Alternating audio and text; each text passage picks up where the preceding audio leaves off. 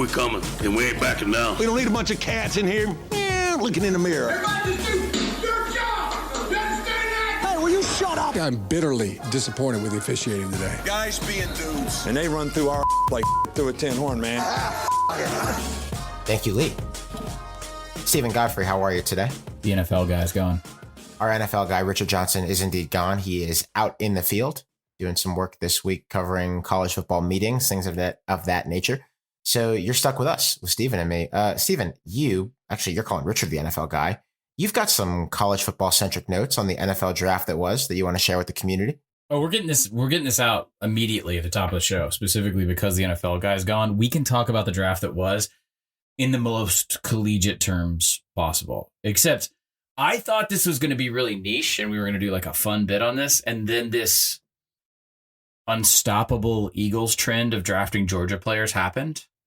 I mean, I feel like if we're going to do college bits, we have to at least acknowledge the fact that the Eagles as an organization have just maybe hacked the NFL draft in the simplest possible way, which is if there's a generational defense at the collegiate level, which means generational, I guess, would be defined as best in college. So translates to NFL talent, and you're going to have that.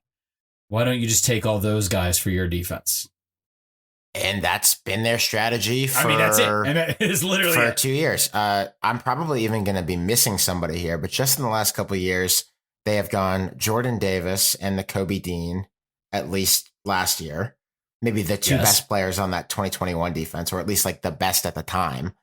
Right. They have since added in the first round this year, Jalen Carter. Right. And Nolan Smith. The risk, Jalen Carter, who's now going to go in on a defense that's already very good, where he's not going to be relied upon. It's probably the best possible situation for him, right? Regardless of scheme. But that wasn't all. They also, I think, just for posterity, didn't they trade for DeAndre Swift? That was when it got stupid to me. So you go through the list and you're like, okay, Davis, Dean, Carter, Smith, Ringo, da-da-da. Oh, Ringo. They drafted Keely Ringo. Yes. Yeah, Keely Ringo too. So in the middle of all this, they get DeAndre Swift from the Lions, and now it just feels like you're in on the bit. So I want to talk about my favorite sentimental thing that I saw in the video clips from on social from the various war rooms in a second. My second favorite was it was essentially a college football podcast live, which was the Eagles general manager, Howie Roseman. I don't even remember which Bulldog it was. He's in the middle. May have been Jordan Davis. I don't remember. He's basically saying, hey, I'm a graduate of Florida. Do you know how much? And then they bleep out the F word that he drops. He's like, do you know how much this effing sucks for me as a Florida Gator to draft all you guys? And then whoever's on the phone, and forgive me for whichever Georgia player it was, he goes, yeah, because you want to win. So this is the first time, and I've been watching the draft for a long time, that I have seen a kid being drafted, the fateful phone call that changes your life, that makes you a millionaire. And the man who's doing that, you trolled the man who's making you a millionaire on the phone call by dogging him out because of his Florida Gator status. That was absolutely, I felt like a mandatory mention as we go into this. And also Richard's not here, so LOL Florida. LOL Florida. Yes, your man Jay Kaner from Fresno State. He did wind up getting drafted. All right. Right before then, I just want to point out, because everyone, this isn't an SEC bias program. Yes, 3 TCU Horned Frogs went to the Chargers as well. That probably in any other year would be remarkable. We would be talking about it, but it's just not as many as Georgia. Jake Haener. Alex, I don't do NFL draft coverage. It's all narrative. Pure vibes, baby. Right? I don't care. I have an NFL team that I cheer for, and I want them to do well, but I don't look at the market or how it trends. I feel like I strain for college football related storylines at this time of year, but there are guys that we fall in love with. And I think anyone who watched Jake Haener against, was it UCLA? Yeah. When he's out there basically with half a rib cage. How could you not like Jake Haener and what he went through at Fresno? And it wasn't like I had it front of mind. I wasn't necessarily worried about where Jake Haener was going, but you can actually see on my timeline in real time. I didn't watch it. I should say this. I didn't watch any of the draft. Did you watch the draft? I watched the first round. Yeah. And a little bit of the second. And then I just keep up with what's happening. I'm not trying to watch all 7 rounds. Not me personally. Fine if you do. Yes. Exactly. Yeah. I'm not here to judge. I'm not trying to get hipster credibility here. I had a previously scheduled social obligation on Thursday night. As an Atlanta Falcons fan with a top 10 pick, I feel so good about our offseason. I was just like, it's fine. If we get Bijan, that's great. I picked it. I was talking to other Falcons fans. I was like, yeah, we got Bijan. That's great. Great running back. Awesome. I then just had something taking me away from the television the entire draft, like Thursday, Friday, Saturday. It wasn't like I'm protesting it. In fact, did you know that our mutual friends, Harry Lyles and Spencer Hall, were going to be doing that thing on? I didn't know. I would have watched that. I did know. And that was how I chose to consume. Obviously, that was how I chose to consume. Yeah. I just saw the boys on Instagram and I was like, well, damn, like I would have tuned in for that. So I'm not watching any of this is my point. This is the long-winded setup. I think I'm going from a T-ball. No, I'm in coach pitch now. I'm an assistant coach in coach pitch, guys. It's getting serious. Yeah, it sounds like also, I beam the shit out of kids. I'm 6'5". I'm left-handed. So I'm going from that to like a kid's other sport. I don't know. And I look at my phone on Saturday and it was like Nate Tice from The Athletic, friend of the program, it's a generic tweet about how good Jake Haener is. And I think it was, I don't have it pulled up, but I think it was like something like Jake Haener scouting report, fucker can play. I think that's what Nate wrote. And, you know, the Athletic guys, when they use swear words, it's a rarity, unlike me where I'm just breathing. So I was like, oh, it's funny. I'm going to retweet. Oh, I guess he got picked up by somebody. It's the fucking Saints. I'm sorry. I feel for you. So here's the deal. From a narrative standpoint, I feel for you. Arguably my non-committed favorite player in the draft from the G5 goes to a place that instantly, I mean, it's the rival team that I don't like and all that. But Alex, I hate to do this to Jake Haener because who would want to be compared to such a miserable human being? But like, there's a lot of Drew Brees-ishness there. Like, I know Sean Payton's in Denver now, and I probably shouldn't be this like worried. But not only can I see Haener having like a real gutty NFL career, and I know there's some size concerns, and I get it. I know he was a first rounder, all that jazz, but like, it has become the foreboding is increased since this kid that I formerly loved. I guess I'm going to have to cheer against, but I don't want to cheer against him in the bad NFL way and be like, well, he's small, he'll get beat up. I don't want him to get beat up. He's a good kid. Ruined my whole damn day. Look, sometimes things are things, and sometimes we're not going to have a contrarian take, and we're not going to do things that are esoteric. I know everyone's going to talk about this. The Deuce Vaughn thing was just vibes. It was awesome. Oh, it was did really you see cool. this? Do you know what I'm talking about? Yeah. Deuce Vaughn thing was incredibly cool. I did not know this. Yeah, I did not know this until a couple days before the draft that Deuce Vaughn's dad is a scout for the Cowboys. I had no idea whatsoever. I assumed Deuce Vaughn might be a late round pick, again, relative to his size, certainly not his production at K-State, right? Because he kicks so much ass. He goes to the Cowboys. Of course, it turns out like every time that the Cowboys, draft apparatus would discuss it, his dad would step out of the room. Oh, yeah. The process is unimpeachable there. And, it's insane. And to be clear, like, he is a deserving, worthy fourth-round pick, and they went about it the right way. Like, Alex, it's not fair to him or his dad to put him in that position. Yeah. And then they wound up getting him. Did you think it's weird that he would step out of the room? No, not really. You think it was because his dad didn't want to hear it, or? I mean, I think from two perspectives. One, it's like an HR thing. It's you're hiring employees, and your dad shouldn't be involved. Right. We've talked about that at someone. But also, I mean, well, this is a little bit. It's a little bit different than like my son can play call versus like my son's a good football player. Arguably, but it might be pretty tough for dad to hear a scout maybe say something like, "Yeah, I think this guy's too small. We shouldn't pick him. He should be a UDFA." Yeah. And it's awesome that they picked him. And the phone call where he calls his son and starts crying and asks him if he wants to come to work with them. It's amazing. Some things are just good. I agree. You don't need a contrarian take. Just a piece of life advice out there real fast. When you go through stages of life that increase your relationships and their intensity, you become like emotionally more sensitive. Like you just don't get to be a stoic hard ass anymore. So case in point, right before I proposed to my girlfriend, now wife, I saw Up on an airplane. If you've seen that movie, I bawled. I don't really cry at like anything. I bawled. As a parent, when his dad calls him, and I just saw this on Instagram, when his dad calls him and says like, "Hey, do you want to come to work with me next week?" Oh my God. It was just that's maybe the most peak dad cry thing I've seen on social media in years. And there's no shortage of that kind of stuff. So congratulations to the Vaughn family. It's just, I don't have anything to add other than like lump in my throat. It's fantastic. On the other end of the draft spectrum, because you get good stories, you get bad ones. Andre Carter, the outside linebacker, edge rusher from Army, who as recently as last summer was talked about as maybe being the first round pick in decades from the service academies, wound up undrafted.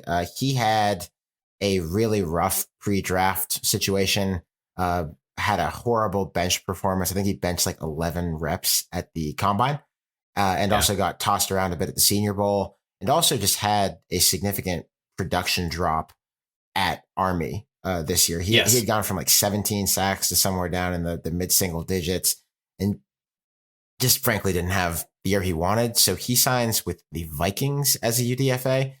And I realized when he did that it was like, I was talking about him as like, oh, I'm seeing the draft people talking about this guy first round pick, like, hey, and he's an insane player, talking about him like that in the season preview.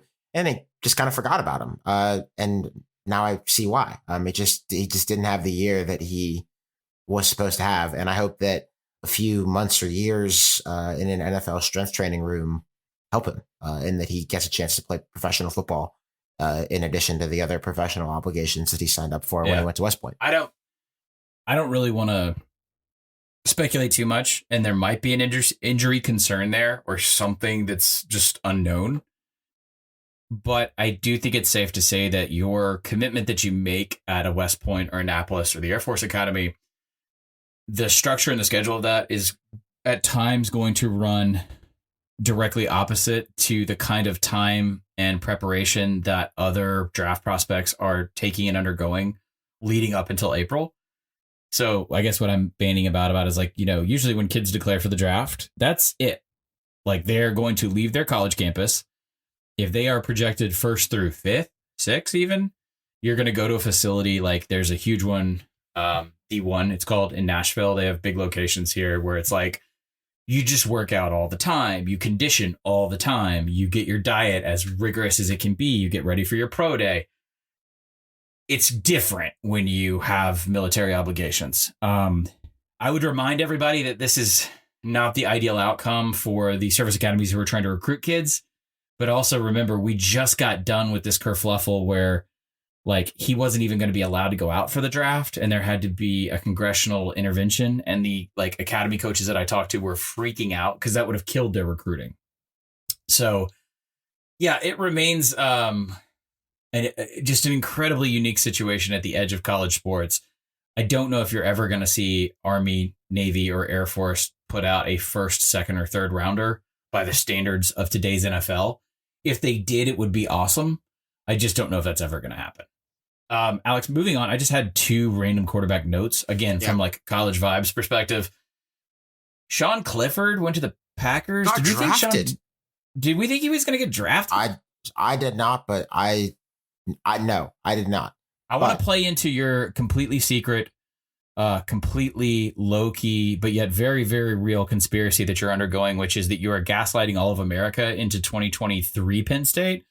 Let's talk about previous year's Penn State. I don't know if you guys know this, but as a Pitt sleeper agent, Alex is working on the inflation campaign to basically have Penn State at unreasonably high levels of expectation going into the fall. So just be aware of that, okay? Stay woke. Did we think Clifford, though? Like, no, but Am I missing something here? Because that was the one college name at quarterback where I was like, what? Like, that's a camp guy. That's a guy that goes to rookie camp. I assumed like that he was not going to participate in the National Football League. Like, remember when he came back to Penn State again last year for like his 9th season? Yes. I was like, this is a guy who just like clearly loves football and wants to hang on for one more year playing football before he goes and sells insurance or whatever his post-grad thing was going to be. But I mean, like, I don't know. I mean, good leadership guy, I guess. Like everyone speaks highly of him. And I feel like we are burying the lead a little bit in relation to the Georgia Bulldogs, and that Stetson Bennett went off the board abnormally early, which probably is a bigger headline than Clifford getting drafted at all. I don't know if this speaks to a bias. I don't know. It's a lot of questions that we probably don't have to answer because it's out of our jurisdiction as a college football show. But there are incongruencies when you look at the draft order, which is what I kind of like to do now, is just let the weird television event go by with the like fake, I assume they're fake, paid actors in the perfectly coordinated. You know what I'm talking about when you watch the draft? I'm saying it's like there are definitely people who are not on the level there. Less than 10%, but more than 0%. So if you're in Kansas City, which is the draft was in Kansas City, wherever it is. And then there happen to be 20 Jaguar fans or 20 Seahawk fans that all sort of know each other. They're all of different ages, races, and backgrounds, but they're all in official NFL, right. Why aren't we asking more questions about this weird ass and audience? Anyway. They're all dressed the perfect mix of yeah. In some of them are in jerseys. You've got the one person it's the apparel catalog. in the Kiss costume for that team. Yes. Nobody is dressed up in too risque of a way. No, actors. No one has a swear word. Actors. There's nothing that's offensive. There's a few. There have to be a few. So if you were set dressing for a commercial for the NFL, that's what this crowd suspiciously, mysteriously looks like every year now. Yes. Anyway, I don't want. To me, it's not an engaging television product. I like to just look at it at the end. That's a better way, I think, if you're a college fan, to sort of notice these weird things. I have a question. So I put DTR on here, Dorian Thompson-Robinson from UCLA, only because when I was doing Athlon Gossip 2 weeks ago, Pac-12 coaches were I think overall complimentary about where we're headed with UCLA. It's just that everyone's fascinated to see what Chip's UCLA looks like without him. And then the fact that of all the places you could go, is he a development backup for Deshaun Watson? I know this is more of an NFL question, but I just found it really strange that he went to the Browns, which is the one thing I wanted to point out. Well, the Browns make decisions that are all their own. All their own. And this one is certainly a more likable one than recent ones that they've made regarding the quarterback position. So hope that he supplants Deshaun Watson and, I don't know, gets his ass out of the league. I don't think it's going to happen, but it would be nice. How'd the Steelers do? Well, the Steelers, as was foretold by me on this program, got Darnell Washington, the very tall tight end from Georgia. Apparently a medical concern with him, dropped him to the third round. Whatever. He's going to be great. He'll now be the next fucking Heath Miller and go to 6 Pro Bowls because he's a Steeler. Yeah. I just assume anyone the Steelers take will be described 12 years from now as super gritty, have 3 ad campaigns around him. It's a factory. We will see. As for Bijan, last thing. I am not over Steve Sarkisian as an NFL play caller, but watching more Texas cut-ups this weekend for obvious reasons than I maybe did all of last year. I certainly didn't watch any Texas cut-ups in the season. That's not my job. He's a creative individual. He's a creative individual. That's it. That's all you're getting at. Obviously, Bijan's going to wheel route a bunch. He's going to leak a bunch in the NFL. I did not realize maybe quite how good he was as a receiving option for Sarkisian. I will leave it at that before I start screaming about his other play calling decisions. You mean with certain other football teams, maybe one? Moving on. You put a fullback alone as a receiver on a 4th down in the playoffs. Moving forward. Godfrey, I wanted to bring up something. This is, let's call it a 3-minute bit of game theory. It's time for some game theory, folks. It's time for some game theory here on Split Zone Duo. So there was something going around on Twitter today that I think was, and we're recording this the evening of Monday, May 1st. If you are listening to this at some time after that, which chronologically I'm guessing you are. And there was someone who had tweeted. If you're not, let us know. Tweeted, I think, just a reference to a report that had come out last summer that I would believe to be close enough to true about Notre Dame wanting $75 million a year from NBC for the renewal of their football television deal, which expires after 2024 season. So they have 2 more years on that deal. Yep. And I don't know why I hadn't really talked about this or thought about it much until now, because it was probably more newsy at the time, but I just wanted to kind of put it out into the wind now. Isn't NBC now in sort of an awkward or maybe advantaged conflict of interest spot with Notre Dame, given that NBC just got into a very expensive television agreement with the Big Ten to show a weekly national TV night game on NBC? Okay. All right. And the Big Ten probably, definitely, 100% absolutely would like Notre Dame to come and be in that conference. And the one thing that would prevent Notre Dame from ever joining a conference would be that they can continue to make a lot of money from TV on their own. So wouldn't you have... Ooh, I like where this is going. Wouldn't you have Notre Dame whispering into one ear of NBC, give us $75 million a year or whatever. Right. And the Big Ten whispering into the other ear of NBC saying, hey, don't do that, they'll come crying to us, and then you can get them for a, bulk purchase Costco rate with the rest of the Big Ten when we force them, when they have no better option but to join us. And it's an interesting bit of theory that crossed my mind. If you're Notre Dame, you might have another option, which would be to leave NBC and stay independent and go and make a deal with somebody else. But the Big Ten, I think the Big Ten didn't do this for this reason, but did it for a related reason.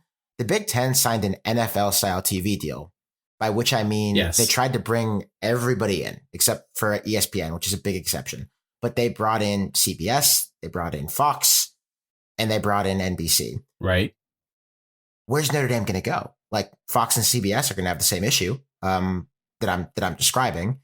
ESPN seems like they're pretty satisfied with their haul, and also they're laying off a bunch of people, and they are talking about how they're going to have to be more selective about what rights they pay for. And the NBA is coming up in like a year. Yeah. Okay. So anyway, I'm just saying, could NBC have the keys on what Notre Dame has to do in the future? I'm just asking the question. Yeah, no, I want to slow this down and set your stakes out just so we can all kind of think in a couple different areas. I agree with you that I don't think that the Big Ten did this on purpose. I think what they did was maximize their value by creating partials instead of getting into bed with one carriage provider. So you basically, if you said, all right, for whatever reason, we're not going to deal with Disney / ESPN, ABC. They're all in on the SEC. They don't have a marquee spot to offer us because keep in mind, it's not just that Disney. By the way, for purposes of this conversation, when we say Disney, I just want y'all to realize, of course, we're talking about ESPN. We're also talking about ABC. They're all in the same family. It's okay if you didn't know that. It's fine. So if you don't want to deal with Disney because they don't have any prime real estate for you, and they may not even have enough secondary real estate for you, because remember, Disney has deals with the ACC. Disney has deals with the Big 12. Disney has a lot of inventory that they've already filled on the collegiate landscape. So I get that. They maximize their value by creating sort of boutique spots with the other three networks. What I would do to maybe poke a hole in this, although I like where you're headed, and I always like it when you get conspiratorial, is find the least invested of the three, which I believe would be, here's what I'm going to go with without having the contract information in front of us, because not all this information is public. CBS purchased rights for that premier afternoon slot. The idea being they're going to build a quality spot to take you from Big Noon Saturday as a Big Ten fan. I mean, and Big Noon Saturday is not always Big Ten, but like it's mainly Big Ten, let's say, right? Occasionally, like Oklahoma and Nebraska played in there last year, and I know a couple other schools in the Big 12 did. But the idea is to take you from Big Noon Saturday on Fox to that 2:30 Central time slot on CBS. If you're a Big Ten fan, and they're trying to build the quality accordingly. That's why we're bringing in, one of the reasons we're bringing in the West Coast schools. If you're CBS, you still have some real estate, right, Alex? Like, couldn't you? Yeah, CBS. Couldn't you go in with the Irish and say, CBS we got 2:30, we could flip you, like, and they already have an existing deal with like. No, CBS could do. CBS I'm could playing say. This out of my head CBS could say, here's 11 a.m. Central. Yes. And here's and here's nighttime. CBS and they get pieces, and they've worked with the Irish before because they get pieces of it because of the Armed Forces games being tied in with CBS Sports Network, the Navy game. Like, but there are ways Stephen, in which this. You're right. That might be the workaround. But yes, then if my conspiracy is true, and Notre Dame and the Big Ten can whisper into NBC's ear, "Hey, don't do that." Then why couldn't they whisper into CBS? Then they could do the same in CBS's. That's all I'm saying. I don't know that this. Yeah, but if I'm CBS and I have the capital, right? But if I have the capital, and you come to me as the Big Ten, first off, you can't technically make. I'm a firm believer, as you are, of the outsized influence that the networks have on the sport.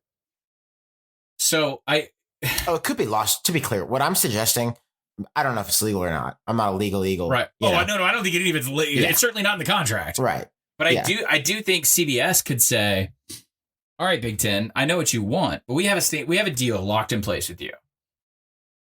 They need to figure out, one, do we have pockets deep enough to lure Notre Dame over? They could easily say, and by the way, you're only talking about 6 games a year. 6, 7, sometimes 7, right? It's just the home games. when you do a deal with the Irish, the away games on the Irish schedule, those are subject to whatever conference they're playing. So if they're at the ACC, it's going to fall in the ACC TV deal, Big 12, et cetera, et cetera, et cetera. So those 6 games, CBS could easily just come and say, hey, 6 primetime home games, done. I don't care if you're playing Nevada. I don't care if you're losing at home to Marshall. If you want primetime, we'll give it to you because we don't have the SEC anymore. Now, CBS, that's not cheap, what I just described. It's not cheap at all. You're going to have to build out a lot of stuff that's bespoke to Notre Dame the same way NBC did. Can we back up for 1 second? Is it worth this money? Oh, I don't know. I mean, because here's why. If there's already a crack in the perception of that $75 million mark of Notre Dame's home inventory value, then why would now this is where I'm leaning back towards you. Why would one network get stupid and screw the whole market over, right? Because what I think, it may be less conspiratorial, but it will end up going in the same direction as everyone goes, we're just not going to meet that market rate. But that's just too much for the inventory. And that puts Notre Dame on a path to, oh, wait, well, our inventory is devalued.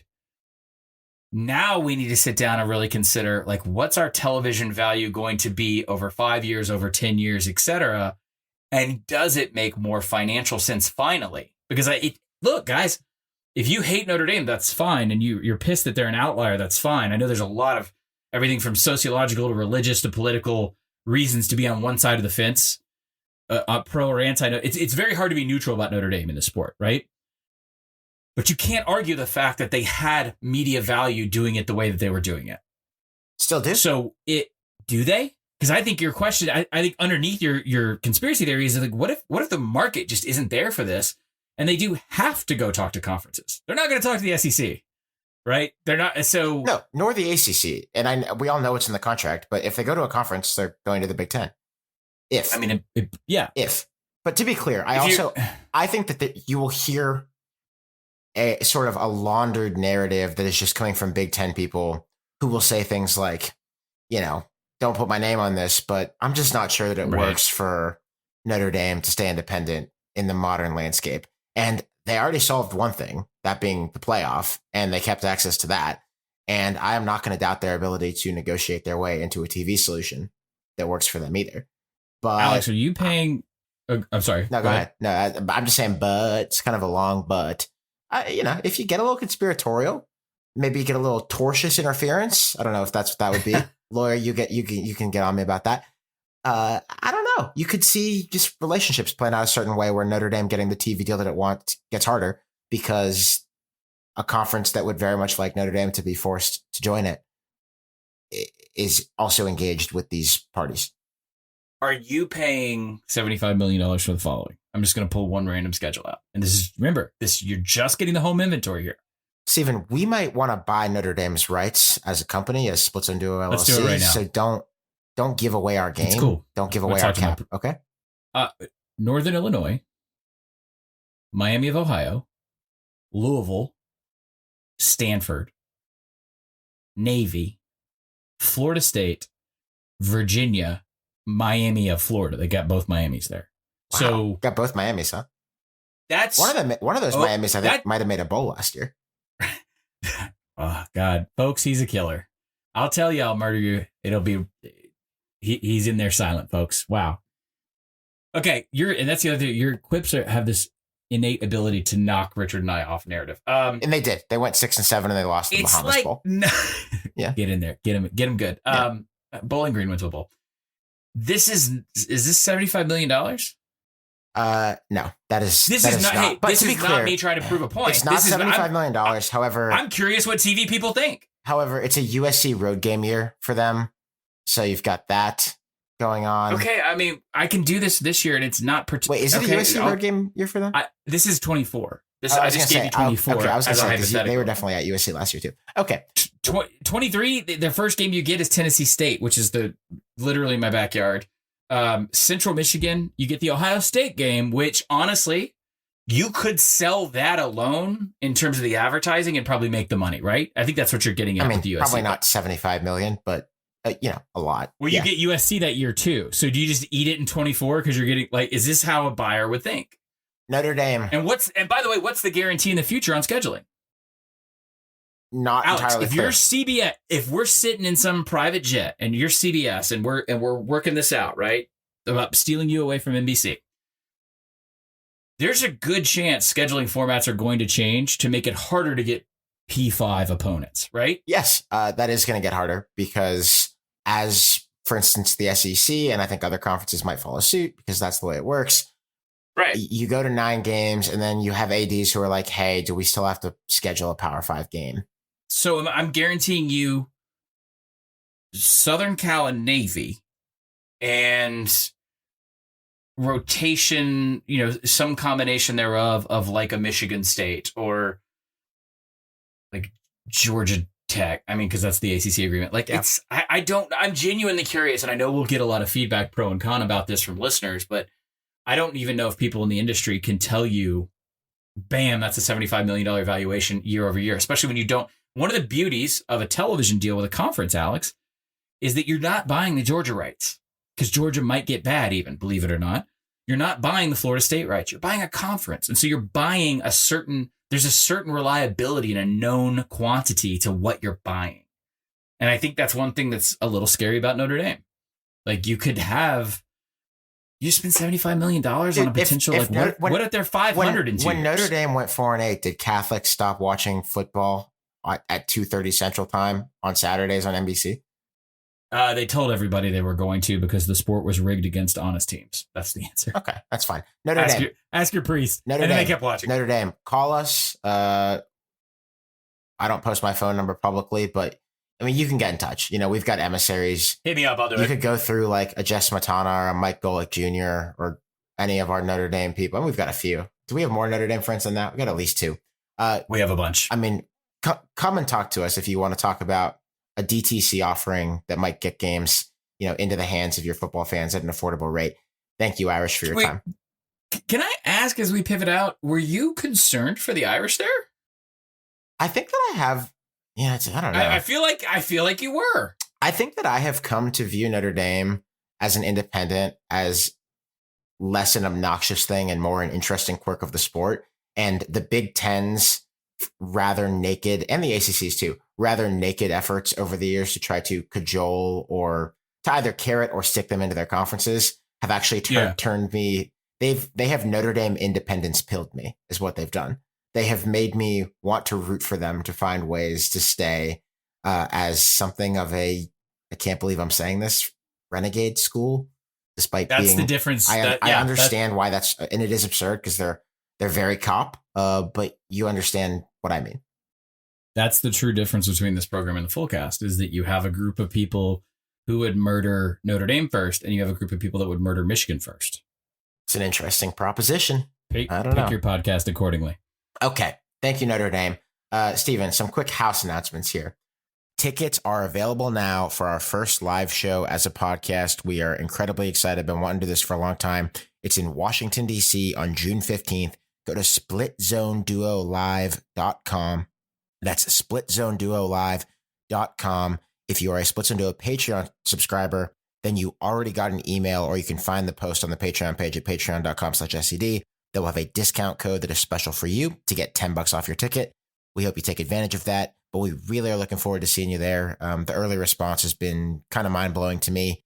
And so we're just like even more excited than we were before. And we were already pretty excited.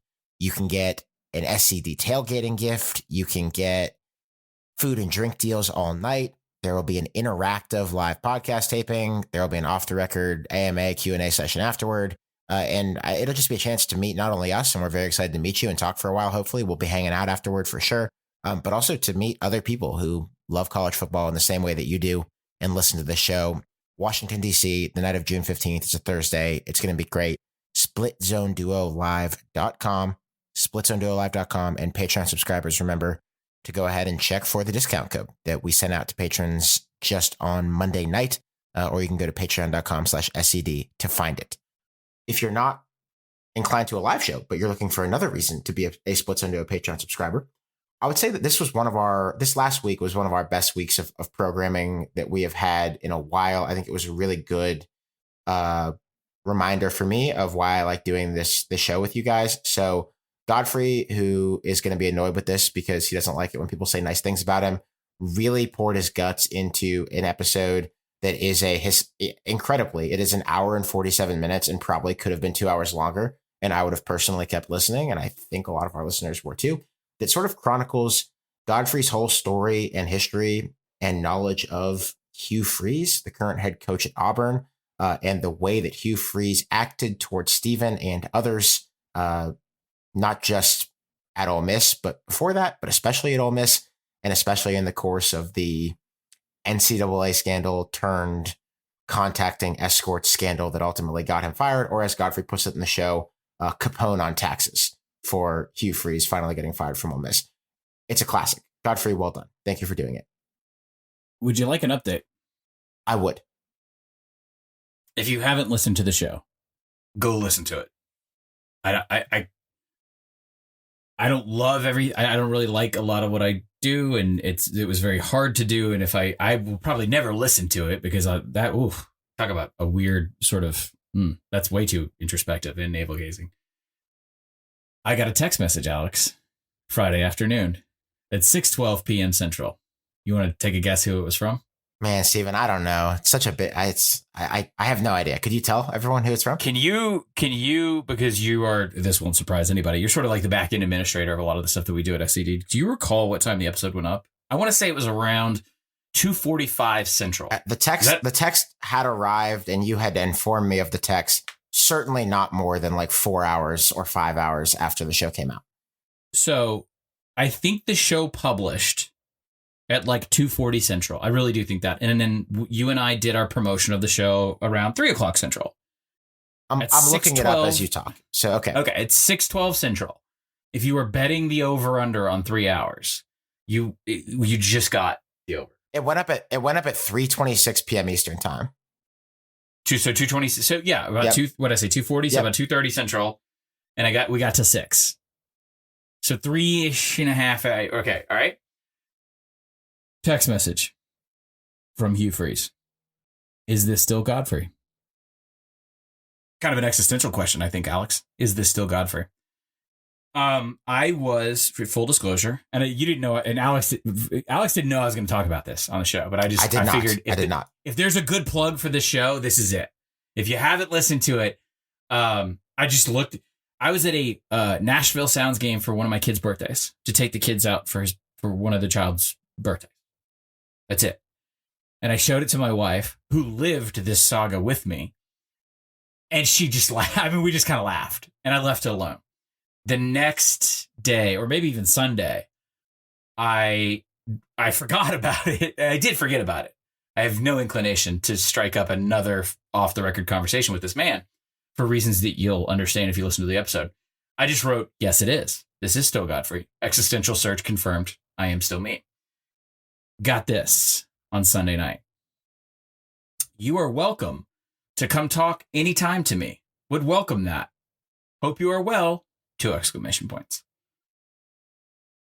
I mean, maybe we're talking offline about this, but you might be driving to Auburn if that's an actual offer. At this point, I'm just gonna, because it better I be on thought the about record, this. though. It better be on the record. See, this is okay. Yeah. This is why I didn't even tell Alex before the show that I was going to do this.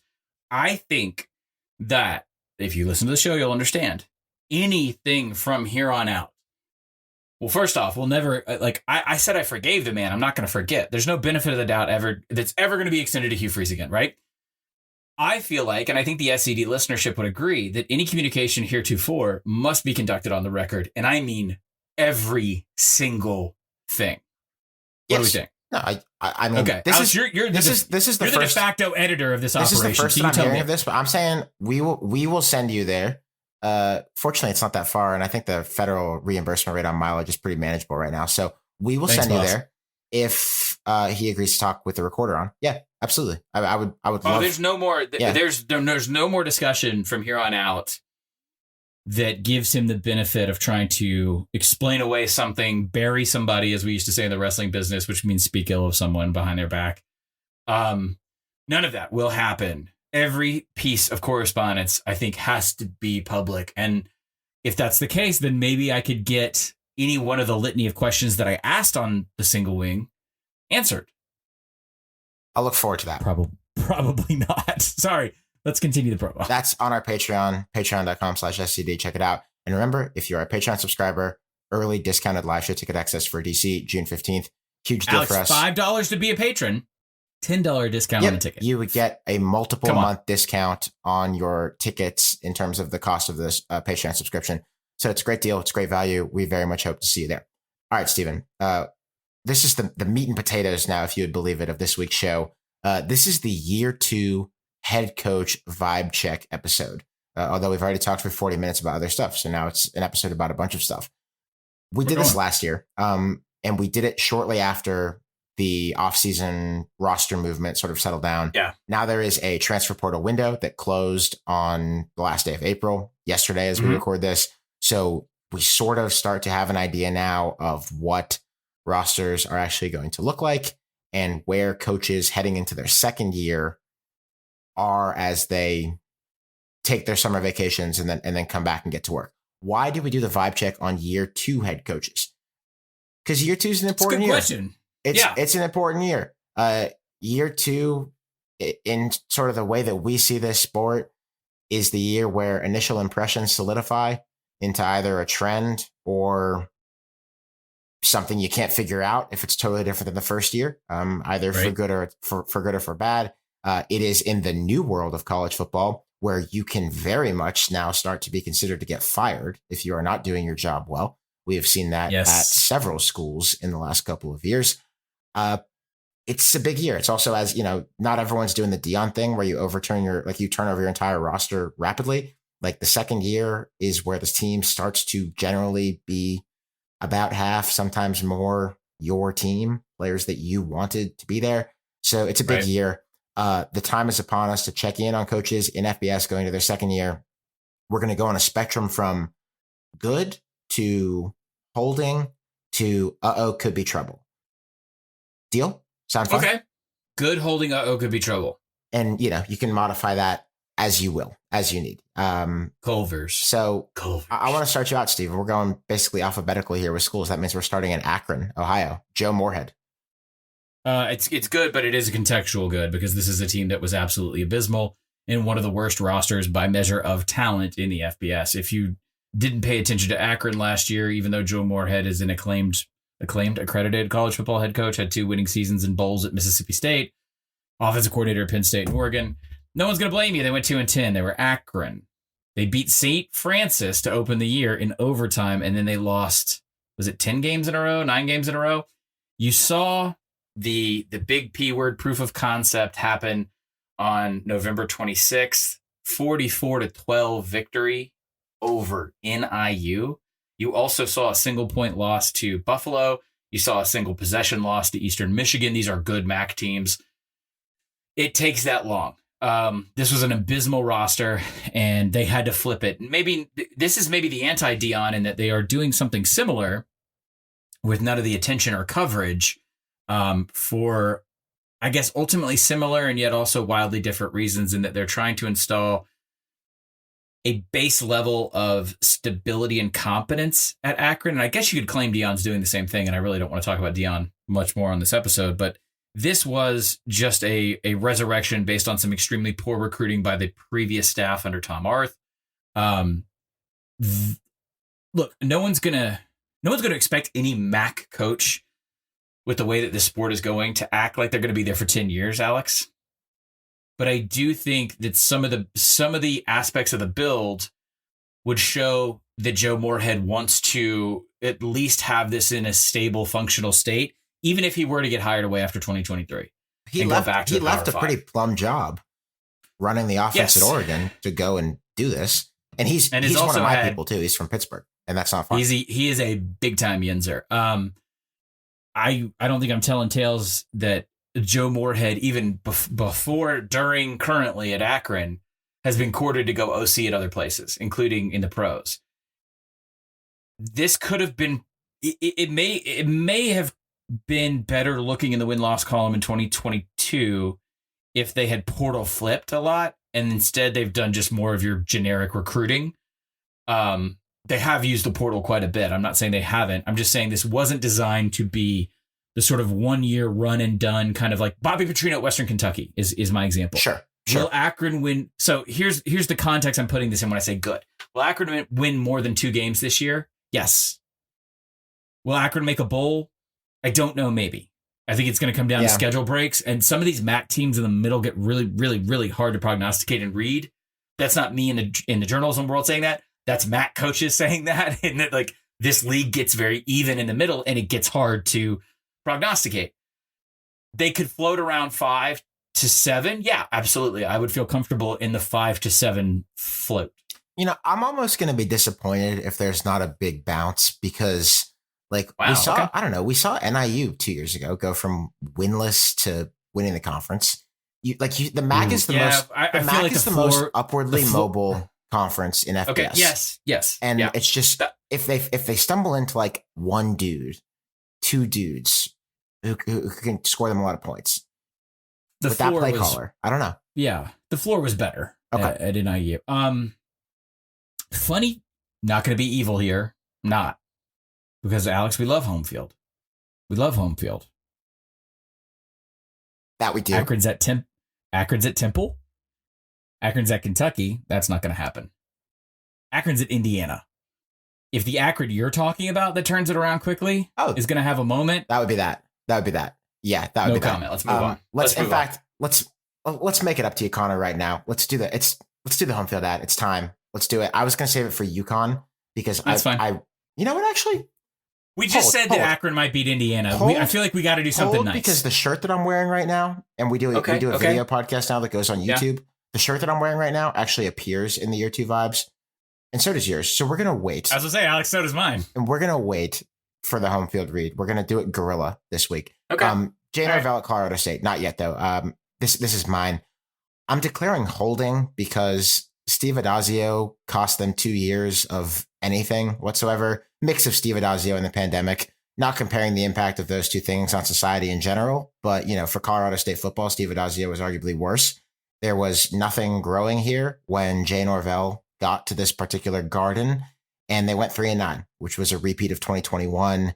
Offense was really bad, like 130 out of 131 in SP plus, bad, like horrible. And given that Norvell is an offensive coach and air raid guy, was that exciting? Was that good?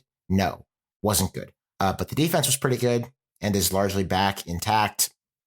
I think you'd like to see a bowl this year. You'd like to see a doubling of the win total because, as we're going to talk about as the segment goes on, it's not like there's a lot of competition in the Mountain West that is going to keep you down and not let you get up off the mat.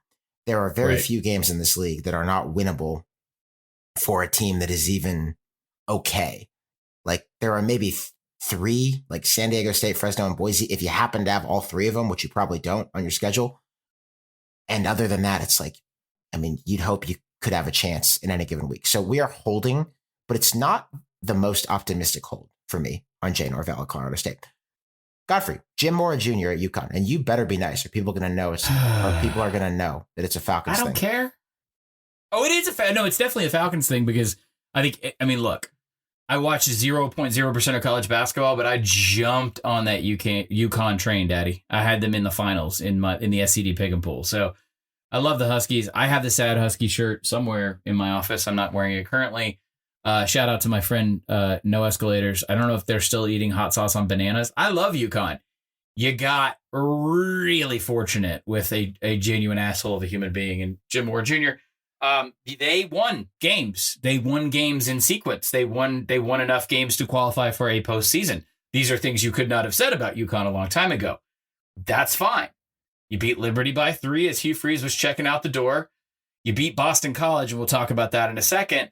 Look, some of these wins are, as the youth might say, sus. They just are. That's fine. As we move on, here's what I've been told about Jim Mora and UConn.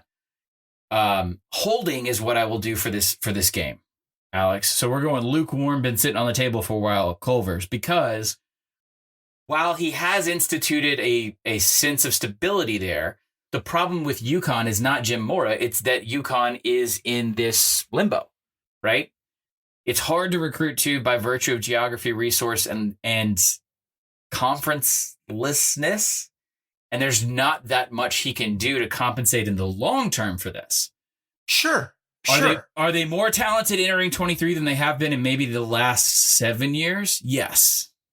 I think we can agree that he is doing very well there, and that no, it doesn't change like the long-term fundamentals of being an independent football program in the state of Connecticut. Yes. Yes. Sure. They are fundamentally better than maybe 3 teams on their schedule in 23. And you have to look at them schedule-wise, which is my old man game that I play on the show, but they're an independent, so their schedule is bespoke to the year. They're better than UMass, they're better than Sacred Heart, and I'm going to be really honest with you. They're going to beat Boston College again. I think as bad as Boston College was last year, like nothing is really being done to address that issue.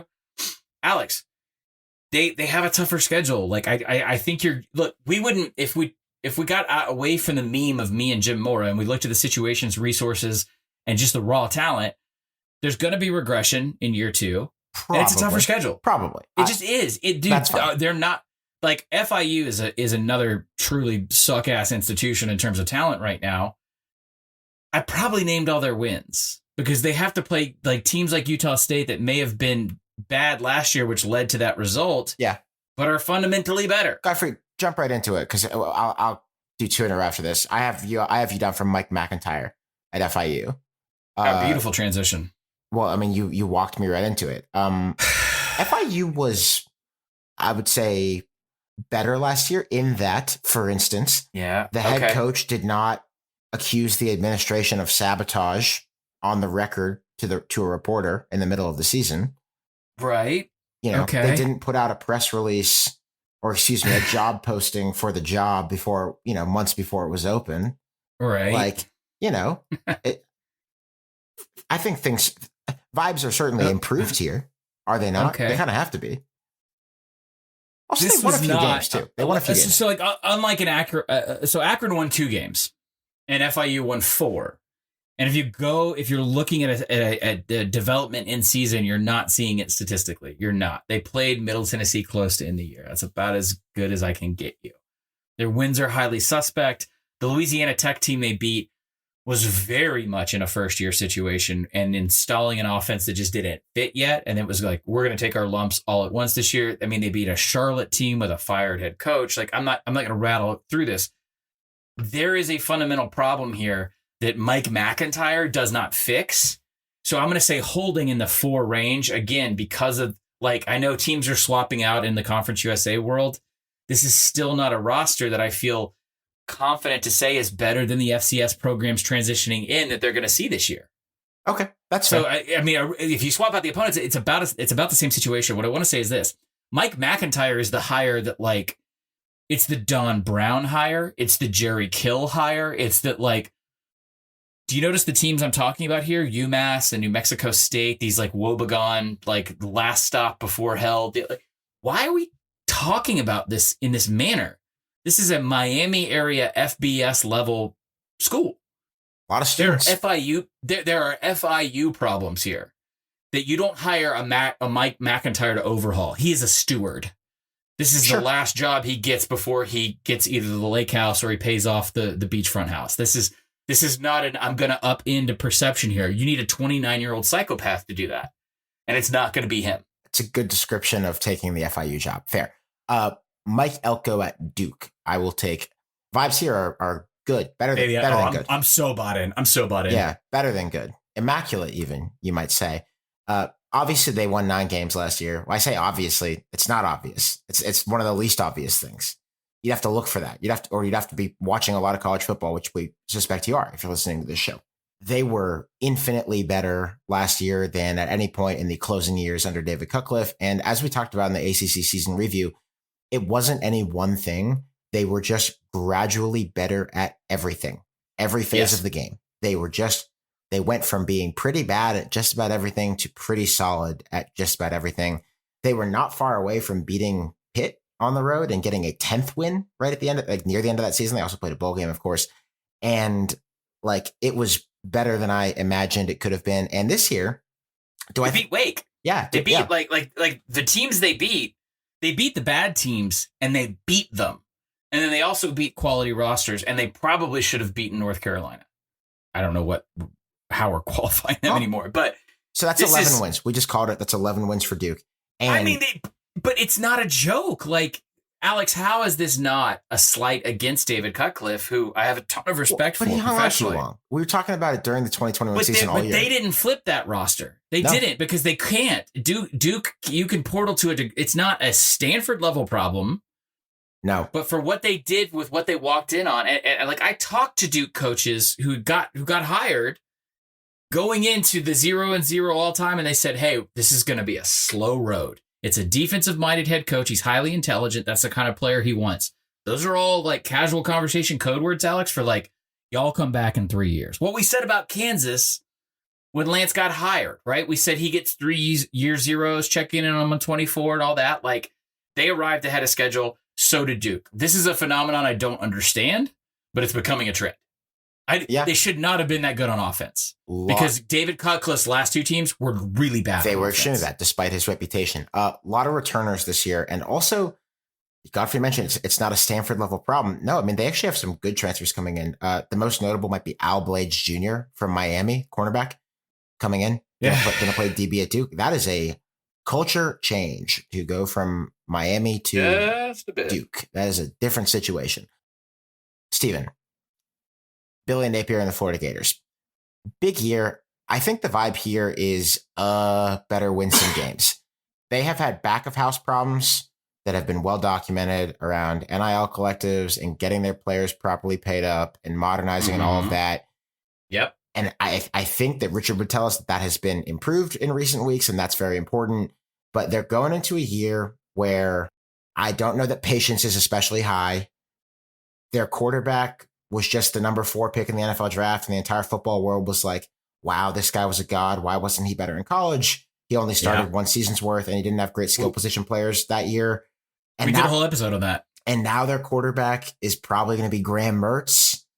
And it's like, yeah, like there have been guys who after 4-ish years in college have flipped a switch, but they're few and far between. And they're usually first round picks in the NFL draft when it happens, to the extent that it's like that Russell Florida would Wilson. like it to happen. I mean, Kenny Pickett and the classic, the biggest example being Joe Burrow, but like, I don't think you have to expect that. Billy Napier has done a really good job managing expectations and trying to tell people it's going to be a slow build. Takes patience. We're going to recruit the kind of guys who are good fits for us.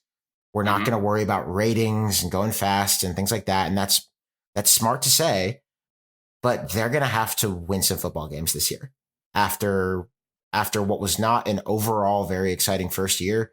They're going to have to win some football games, and he's going to need Graham Mertz probably to win him some football games, or they're going to start talking about firing him. Like, cause that's the way it goes now. I'm just going to tell you right now, they're going to start talking about firing him. I don't want to. I know we have a long list. This is not the year, and not the year. I would, to be clear, I am not advocating for that. I'm just saying how it goes if they have another 500-ish year and Georgia keeps running away from the sport. I know we have a lot of Florida listeners. I'm curious to hear if you agree or disagree, because you know your city and you know your school better than me. FSU might win the ACC, but FSU might win the ACC. FSU could go to the playoff. That's not a joke. I don't. You have to be patient. This is what I'm getting at. He hasn't done anything wrong, anything huge wrong yet. No, like it's not like going into year. You shouldn't hire Dan Mullen. It's not a Brian Harsin thing. Like where last year everyone was like, "This guy's dead coming into the year." It's just it feels like it's gotten a little tenuous, a little quick, and kind of subtly because he hasn't done some big stupid thing.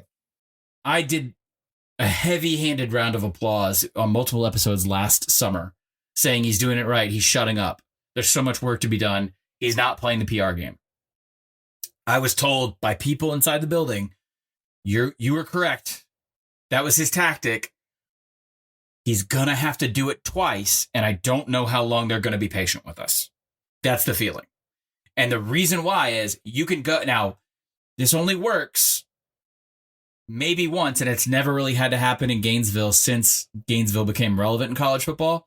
You're going to... You can take out the... I mean, maybe he does this on the freaking Rubber Chicken circuit this summer, where he goes to all the different, Bull Gator clubs and stuff, but the bottom line is you have to, with a big, strong voice and use your diaphragm, Dan Mullen's got to go under the tracks because this is a roster talent issue. hang on. This I'm is not a laughing bit. because I like the way you said it, not because you're wrong. You got it. But you got to put him up publicly because the rank and file Gator is also looking at Georgia, as you mentioned, and Georgia is operating in a stratospheric space relative to any Georgia since I've been drawing breath. Okay. And I was born like 6 months after the title or whatever it was. So the context by which Florida is judged no longer applies. And they had the worst talent evaluator and big game hunting recruiting coach that they've had since they became relevant. One more time. How you judge Florida is different than it ever has been. And they did, before Napier got there, they had the worst 4- and 5-star recruiting coach in history. Developing recruiting. In history. The guy was built. Yeah. He was built to develop Dak Prescott in modern history. You're right. His thing was not getting guys. Look, it was developing them. Bud is like channeling through me right now. Like my shirt's going to turn to camo. Dak was a tight end from the very top of Louisiana in the middle of nowhere, South Arkansas. He was a tight. LSU wanted to make him a tight end. So that was a joke. It was like he was a quarterback nobody wanted. This is what Dan Mullen did. Dan Mullen took a literal triple option quarterback from the state of Georgia and Nick Fitzgerald and turned him into a starter in the SEC at Mississippi State because that's what Dan Mullen is maybe the world's so maybe he best actually so maybe Power 5 3-star maybe guy. he would have been the guy, Dan Mullen, to bring in Graham Mertz. But that's not how it worked out. Yeah. Like what I'm telling you is that if you look at how, and I know it's not 1-to-1 and I don't need to be told this and we'll go faster through the other teams, but I continue to find this program fascinating for the decisions they have to make, whether they like it or not. And right now they have to go with a Napier who built Louisiana Lafayette in the slowest way possible. It's masonry. Okay. They did recruit. It's not trim work. Because it feels like this has been a very foreboding Florida segment. They are recruiting. Aren't they all? This year, Billy Napier recruited like a guy who knows how business is done in the SEC, not like Dan Mullen. And so we'll see. But still, the quarterback is probably they might Graham be worse Mertz. this year. They might be worse. Parting thought on Florida would have been fun if you got Anthony Richardson with the receivers and tight ends they had like the year before Anthony Richardson. Like, give me Anthony Richardson with Darius, Tony, and Kyle Pitts. Give me that. By the way, if AR-15 becomes an NFL starter and Dak's an NFL starter, I understand I understand how you can perceive me as being wrong about Mullen.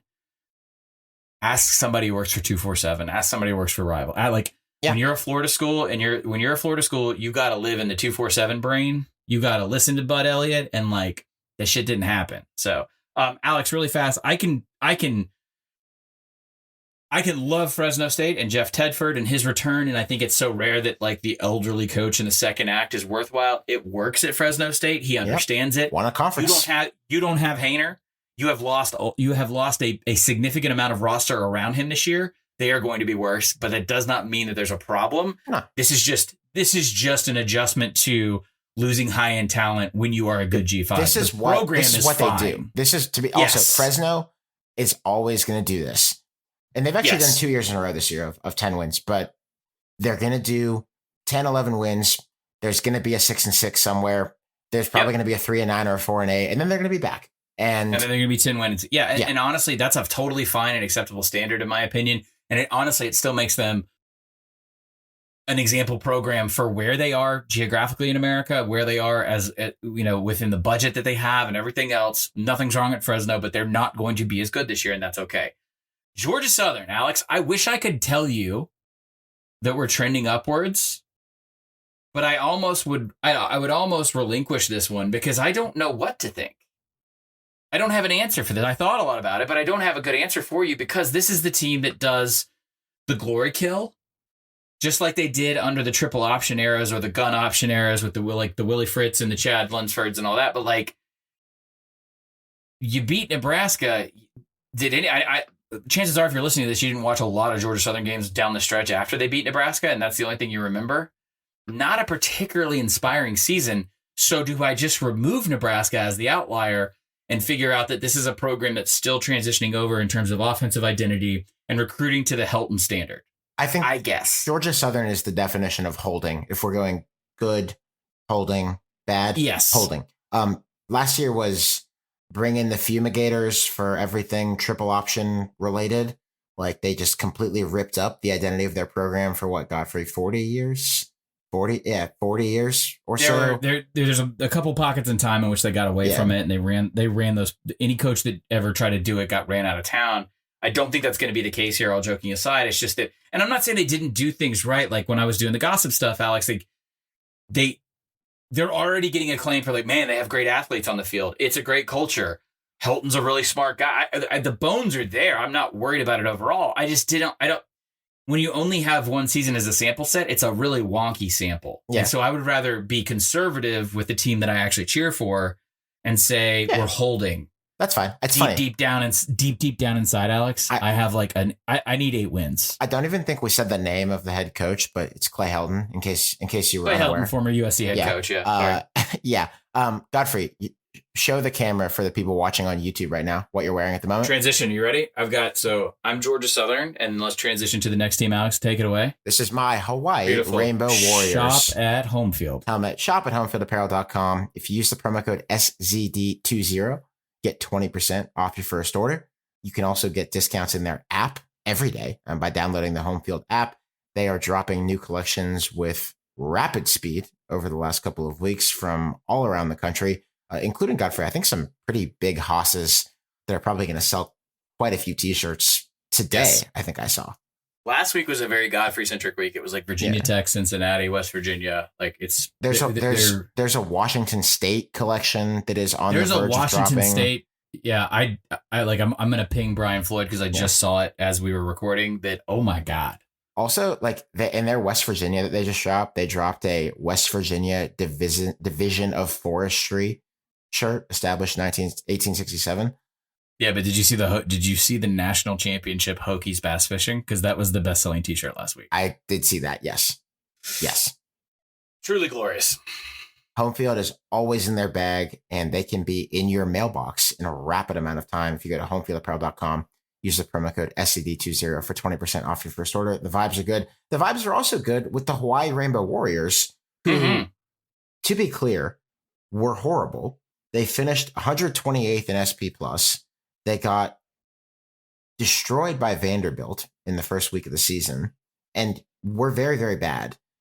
But they found 3 wins on that 13-game schedule, and that included beating both Nevada schools in the Mountain West. And they were just indistinguishable from the many, many other bad teams in their bad conference last year. It was a bad Mountain West. It just was, folks. Hate to feel like I'm punching down, but it just was not a good Mountain West last year. We don't have to lie.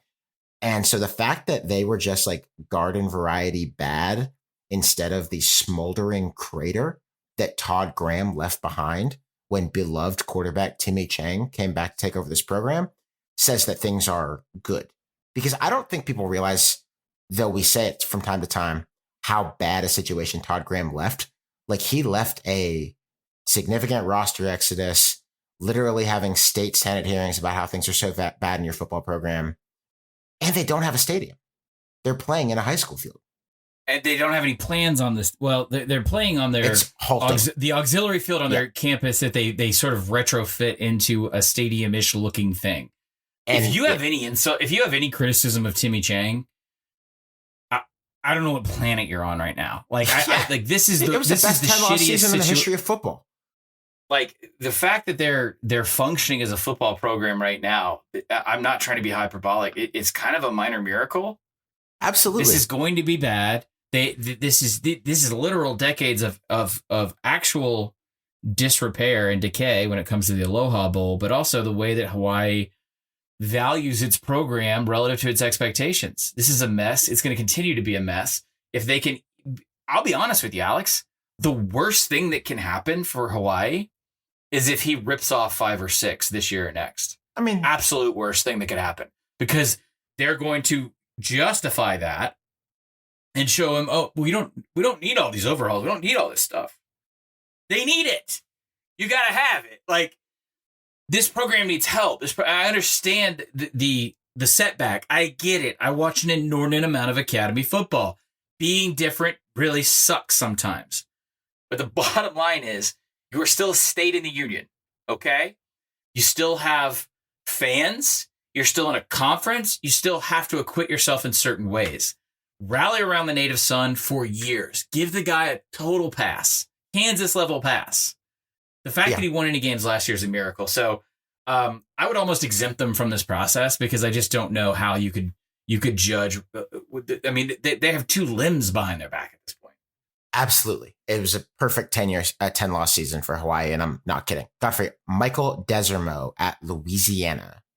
I'm not even going to say the last name because that was a week's worth of tweets. Godfrey, it is Michael Desormeaux.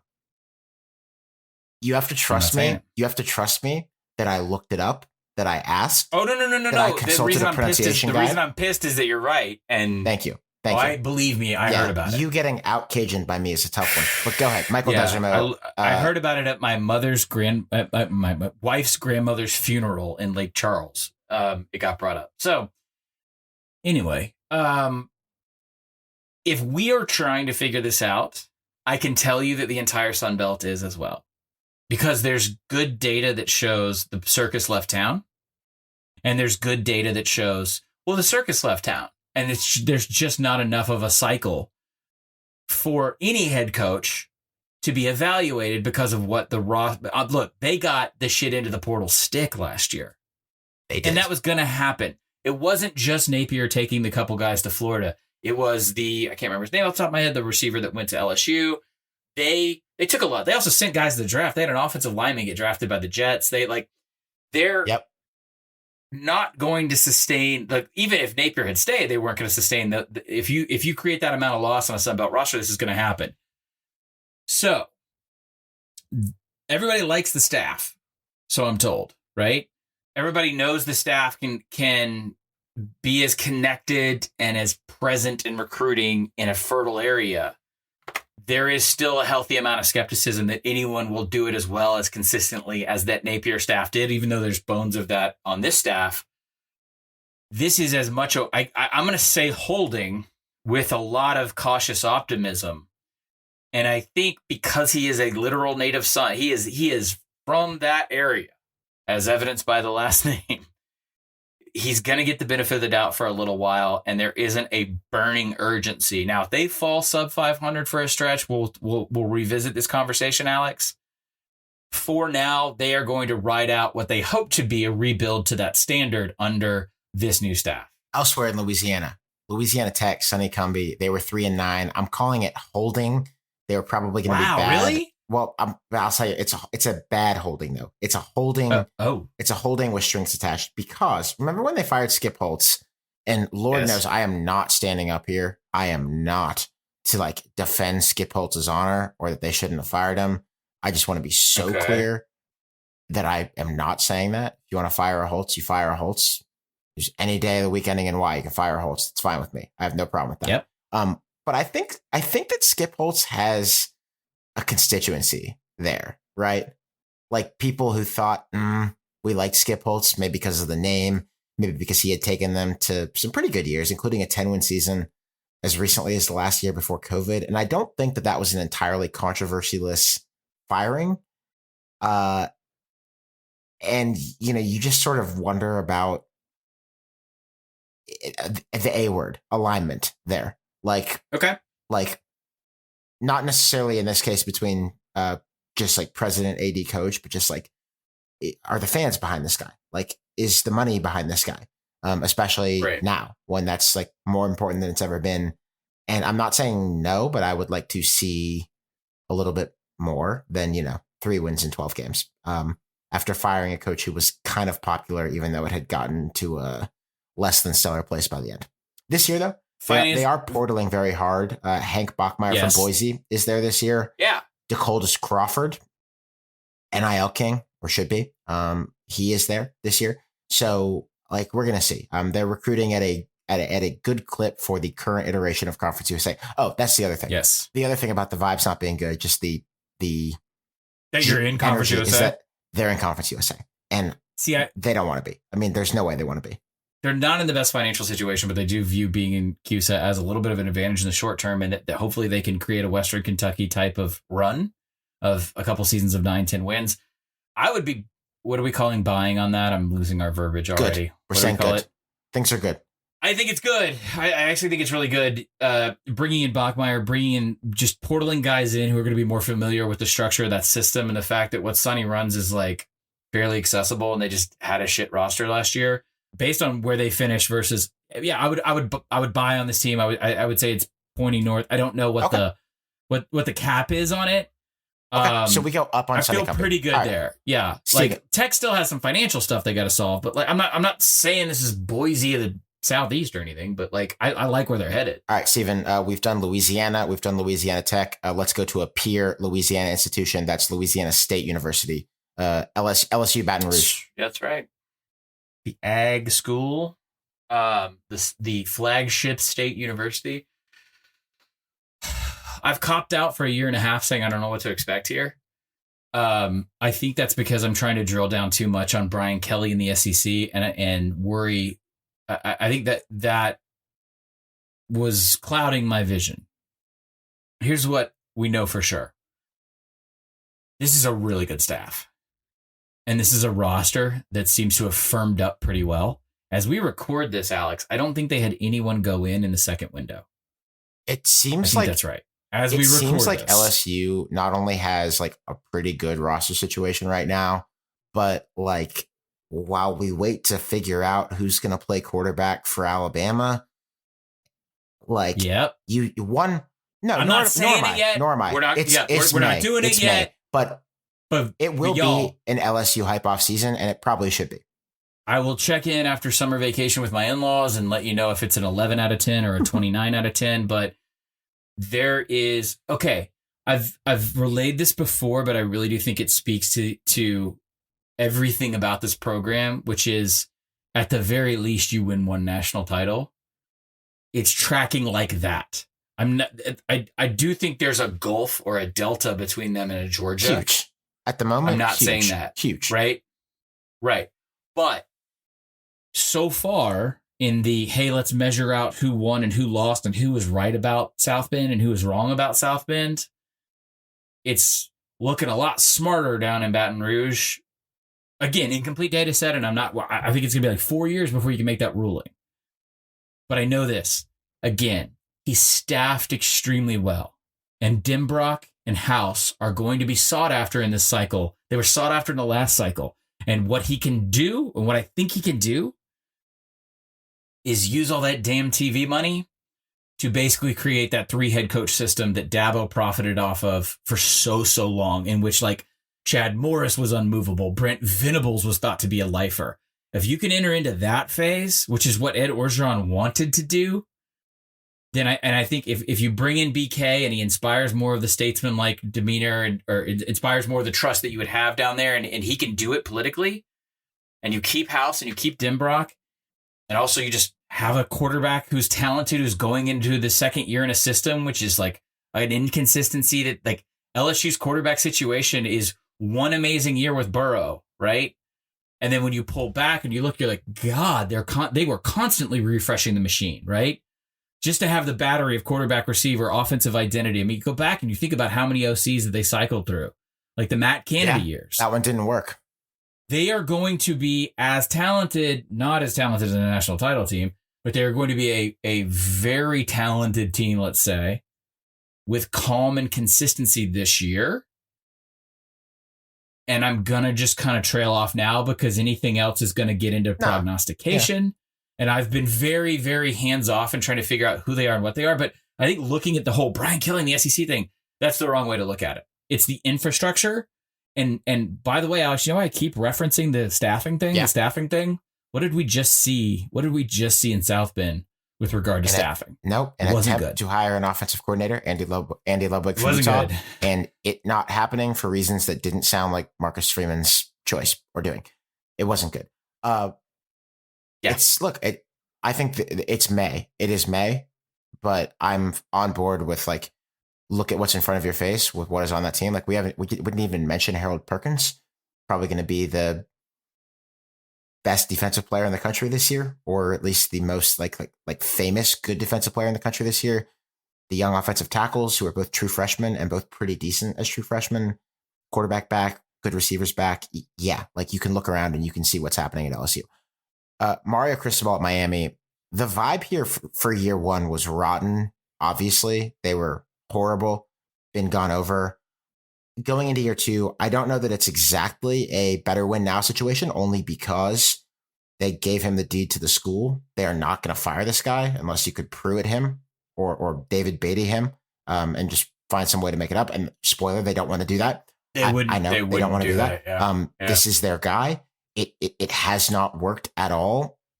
But despite how bad it was, I suspect that you might start to see Miami look a little bit nastier this year in that Mario Cristobal way, that you start to look nasty. This is an offensive lineman by trade, offensive line coach. What does he go out and do between last season and this season? He gets Javion Cohen, that big, mean, mauling interior lineman from Bama. He gets 2 of the top 5, some would say the 2 top tackles in the freshman recruiting class in the country. So I don't know if Miami is going to be the fully formed thing this year that he wants them to be and that they think he can give them, with Dan Radakovich, the Clemson AD who came in too, and this big organization, Alonzo Highsmith, who you had talked about being the really big player personnel guy. I don't know if Miami, that was the get. Remember I that? don't know That was the get. if Miami has the war machine running this year, but I think that they will start to show some of the things that got this guy hired this year, particularly just being really nasty when they snap the football. I think in terms of pushing bodies in the direction away from the quarterback and the running backs. I'm going to be asking in a gossip capacity for years what the hell happened in year one here. Oh, it's one of the worst things ever. Coach. It was terrible. This is a head coach who it's excuseless. Utterly. You literally I've been saying literally a lot today, but you're from there. You're supposed to know you played there. So there's no excuse on misunderstanding environment. You recorded. Y'all did this big protracted thing where, Manny's out there recruiting like the day before, the day he gets fired. You knew exactly what you were getting into because you understand it better than most people. You were in the fucking 30 for 30 documentary about it. There's no excuse there. You've built better staffs than this one at Oregon, which is at least, if not harder or easier, about the same situation in terms of staff building. You know how to build a staff. The other vibes point, remember they make the big fuss about hiring Josh Gaddis away from Michigan? It was a disaster. And then split out Tyler after Van 1 year. Dyke is bad, and he was good. Wasn't good. This is my intricate PFF level personnel evaluation. Van Dyke was, let's talk about him in Heisman dark horse subcategory and talk about at least high end ACC quarterback at least, and now he got bad. They made him bad. So I agree with what you're saying based on the behavior of this offseason cycle. However, they flip both coordinator positions and they bring in gamblers, which I kind of like. They bring in gamblers aesthetic. schematically, not in the Kentucky basketball way. Sorry. Yes, I meant the Shannon Dawson, graduate of the School of Dana Holgerson offense. That should speak for itself. Lance Guidry, a very smart, very seasoned veteran defensive coach, comes from Marshall, but he's been around forever. He was head coach at McNeese. He's not going to be afraid to do exotic. I'll put it this way. It's going to be a bouquet of exotic blitzing. So I'm just curious here because I agree with what you're saying, but then you bring in guys who are going to be more risk oriented. Is there a culture issue we don't know about? Is there someone else they should, I am very curious. This is not at all how I had this story going. I had this almost in the Lincoln Riley tier of can't mess it up. I don't know now. We'll see. Ken Wilson at Nevada. Godfrey, I'll take this one. They don't really care about football. It's transfer. So they've brought in a decent amount of transfers. The offense is behind the defense here. And yes, the ultimate sort of takeaway, actually there's two quick takeaways. One, they lost what could end up being the best head coach in the Mountain West to another Mountain West team because they don't financially invest in their sport. So that's where you should leave it if you don't care about Nevada. If you do, Nevada, UNLV is starting to draw attention and not necessarily the forever perpetuating promise of it. It's that, they're spending money now. There's an investment towards And also, a lot of people thought that previous staff was doing a really good job and that 23 was going to be the breakout year. UNLV is decidedly more exciting at the moment, even though obviously they just fired a coach. Yes. But they hired like a perfectly respected and respectable former SEC head coach. Yes. They hired, after the Petrino thing that lasted like 5 minutes, they hired Brennan Marion, who is like a well-known college football internet guy for the offense that he runs, the go-go offense that has scored a lot of points at a lot of different places. And Nevada just kind of, and it's a roster, Alex, that's ready to run it. I think it's a roster that can adhere to it pretty Nevada quickly. Not good. The reason I'm talking about UNLV is because like at Nevada, you can get any of that shit in. They don't want to spend any money on football. So that's where we're at Jerry Nevada. Kill, New Mexico State. I think it's kind of like Mora, except a more pleasant guy in most people's estimation. Great tenure. I mean, he made a bowl game. Things are lovely. Things are excellent. This is a retirement job for him, you would think. And it's great. Yeah. And they're also in a conference now. I think that, there are not many teams that are going to be that excited to be in Conference USA, but New Mexico State will be after getting kicked out of the Sun Belt some years ago and being off in the independent wilderness. They get to have a league again. Vibe here is good. It's a really hard job, but the vibe is good. Steven, couple big ones here. Marcus Freeman, Notre Dame. You first. Yeah, small Catholic college. If I say holding, can it be interpreted as anything but negative? No. Yes. It's fine. I mean, it means you haven't decided yet. I mean, obviously the start of last year was awful. The end of last year was pretty decent. And, you see how that offensive recruiting does you in the next year or two that they've been talking about doing. Correct. I would like to pause this. And this isn't a cop out. Again, I wanted to be really, really objective and smart about how we talked about this LSU Notre Dame interchange. But right now, if I just stack the limited amount of data as it appears to us chronologically in our timeline, it's foreboding as hell. And I think that's obvious because what you've done is gone in on somebody who said, no, you can recruit better and I will recruit better. But maybe he's actually shown us in the process that there are things that are bespoke to Notre Dame that are in the hindrances that which we just saw Kelly sort of like huff and puff about, but not actually detail and speak to. I say this because Notre Dame standard is playoff. I'm not worried about the Marshall loss if I'm a Notre Dame fan. The roster is what the roster is in your first year at a place with that many, again, expectations and restrictions. I would be, and I'm not going to play the schedule game, but I would be heavily invested if I was an Irish fan in offensive development, especially in the back end of this coming season. I feel like it's mandatory. Mandatory. New OC. Tommy Rees having gone to Alabama.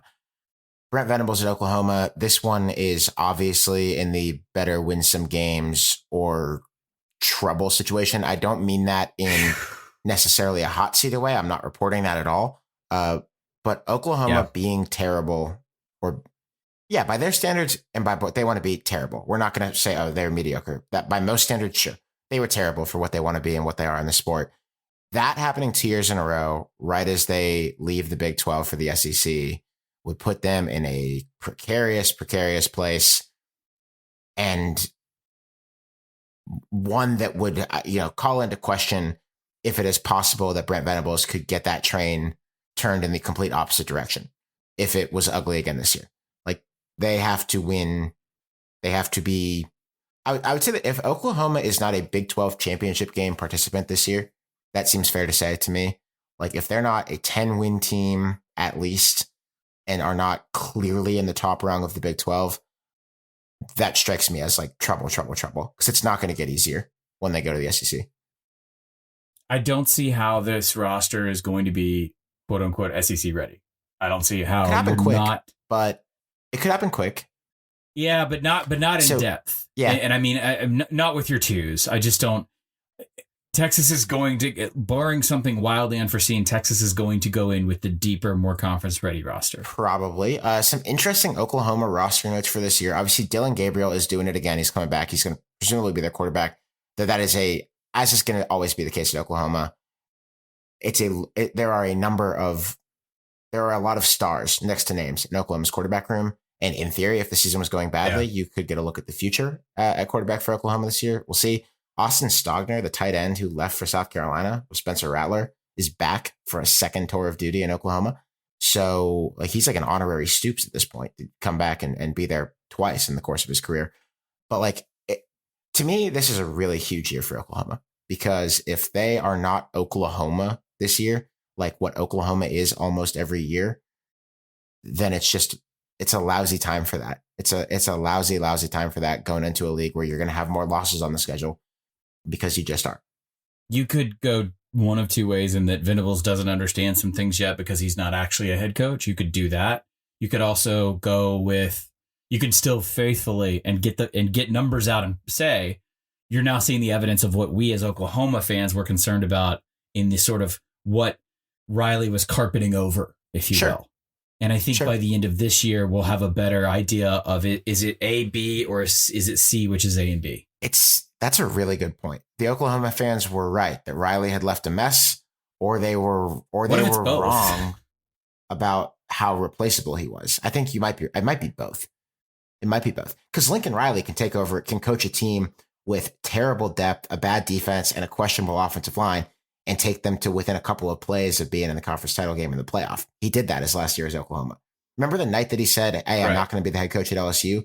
They had just lost Bedlam with a kind of lousy team that still almost made the Big 12 championship because they could score. Right. And that's what Oklahoma, couldn't do last year, among other things. So there'd be some pressure on Jeff Lebby too. I mean, like whether anybody wants to admit that Lincoln was good in any way, shape, or form for that program, they need some fucking scoring back. Like they need that back, because that's what that roster was built for. It wasn't built for this Venables idea of defense for, like, it's just, I can't even say it. Texas. Dan Lanning, Oregon. Eviscerated them. Sorry. Okay. I didn't mean to pause that long. Like that Red River game happened. I'm holding on Dan Lanning in the most positive way. I've been holding a bunch here.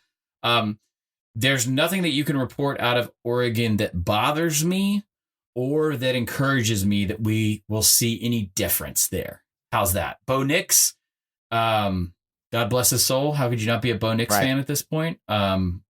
The Dillingham transfer out to ASU, I don't think necessarily affects them all that much. Although, God, it does affect poor Bo Nix, because he's going to get technically another who's their offensive coordinator now? Right?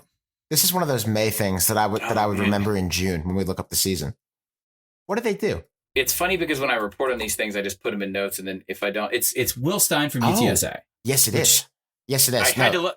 I remembered UTSA in my head, but then I forgot Will's name. That's great. Sorry. UTSA, by the way, is getting a tough ride. Their best receiver just transferred too, and I'd forgotten that they lost their coordinator to Oregon. Yeah, tough for UTSA. Tough. Our boy Trailer might figure out that it's not a lifer job. I like a lot about what Oregon's doing, and at the same time, I don't know if Oregon's necessarily going to be built for any kind of like exceptional run coming into this year. It would be nice if just build consistent years where you are competing for the conference title, whatever that's going to be for the time being.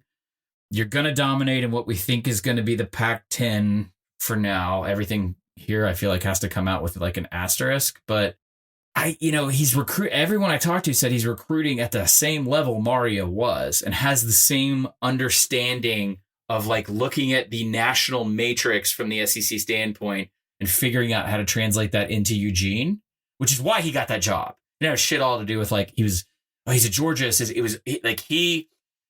He came in and pitched recruiting first because you have to there, and that's okay. I'm not saying that to denigrate the man or the program at all. That's just the reality of Oregon. So to that end, I'm holding in that I expect them to be competing for the Pac-12 championship again this year.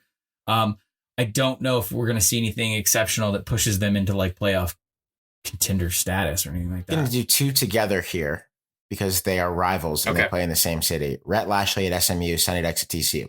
Dykes one, spoiler, pretty quick. The vibe is good. Honestly, what else can we say about TCU? No, are they going to go back to the national title game? No. Is everything TCU fine? had a really good first season under Sonny Dykes. Won the Fiesta Bowl against Michigan to end the season, and then headed off into the offseason after that. It was a tremendous way to cap off the year, the calendar year, certainly for TCU. And that was the last game they played in 2022, was that win against Michigan. Rhett Lashley at SMU, I would say good because they are recruiting like gangbusters, and there is no reason with the AAC opening up that they cannot go on a real run there if they continue to recruit like this for even maybe 2 classes in a row. I think SMU, though they have not yet proved it, it was a 7-6 debut, could be on the verge of something really serious in the American, just because they're getting guys, and look who's still around. Like, yeah, UTSA is coming, but the top crest of this league is gone. And I know that they see themselves as part of that and would like to be somewhere else. But as long as they're here, I think they could win a lot of games.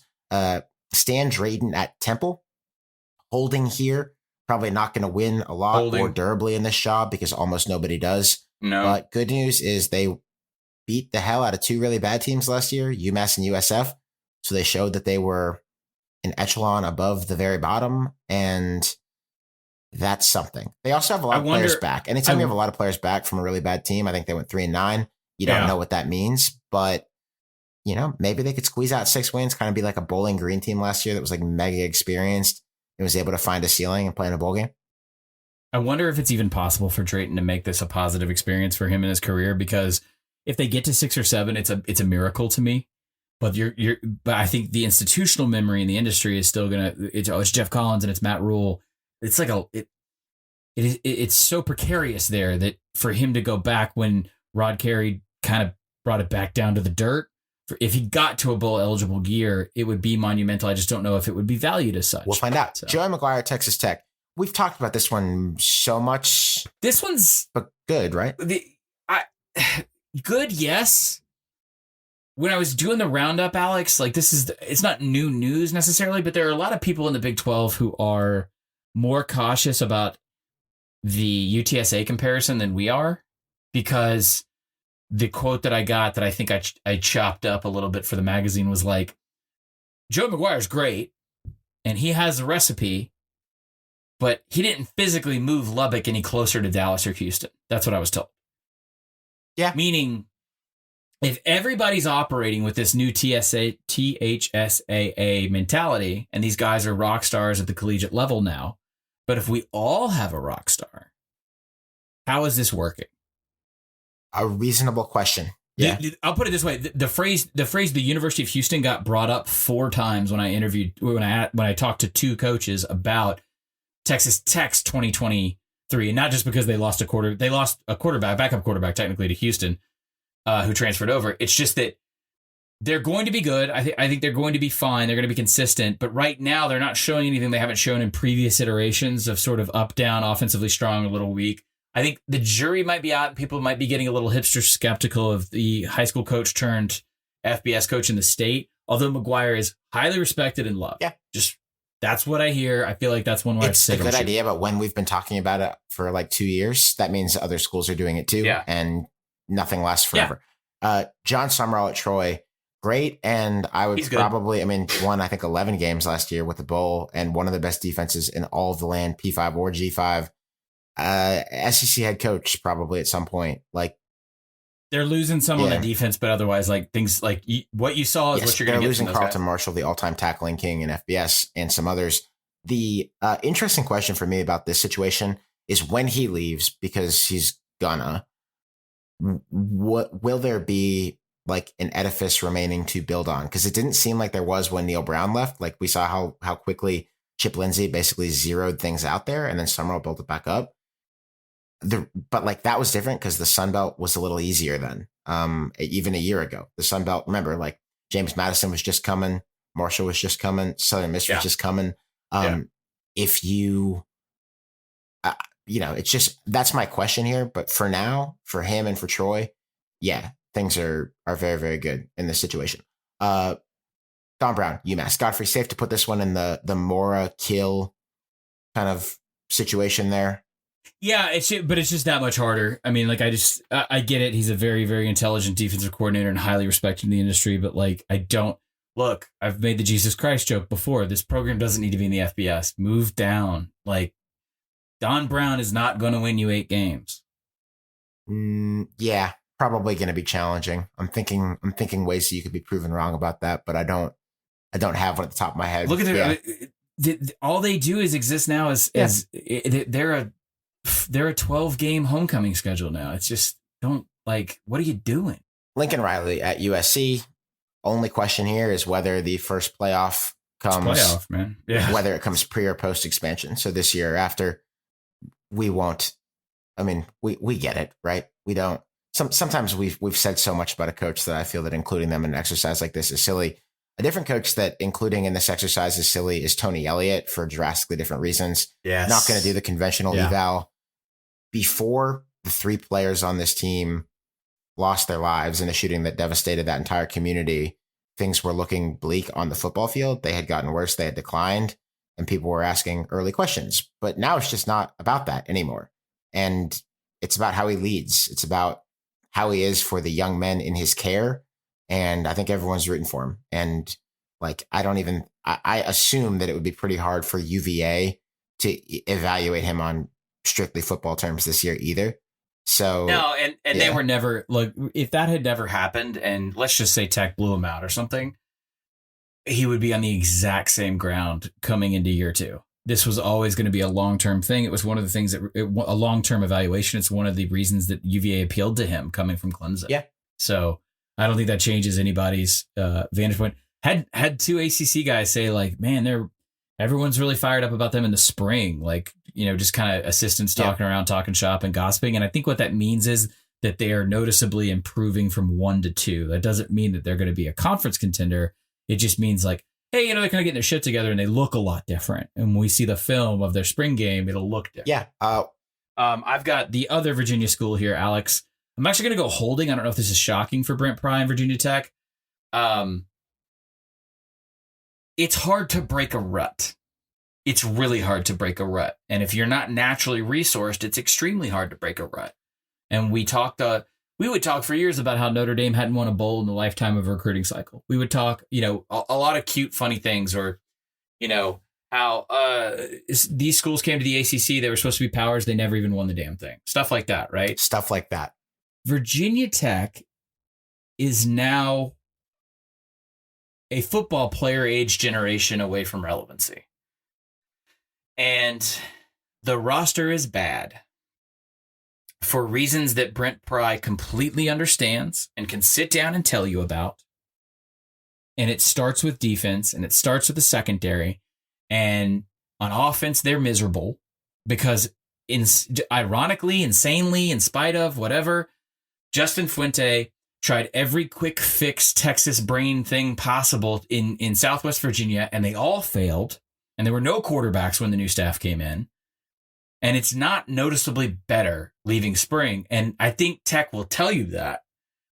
The problem is everybody wants to talk about, well, you got to go back to Bud Foster, and this is how Frank built it. That door might be closed forever.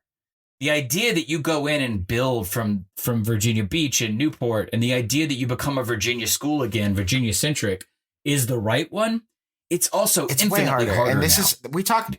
North Carolina owns you. Penn State owns you. Like, Pride, we talk about this through the Nebraska lens so much. It's like recruiting nationalized, and it got harder to build your team a certain way.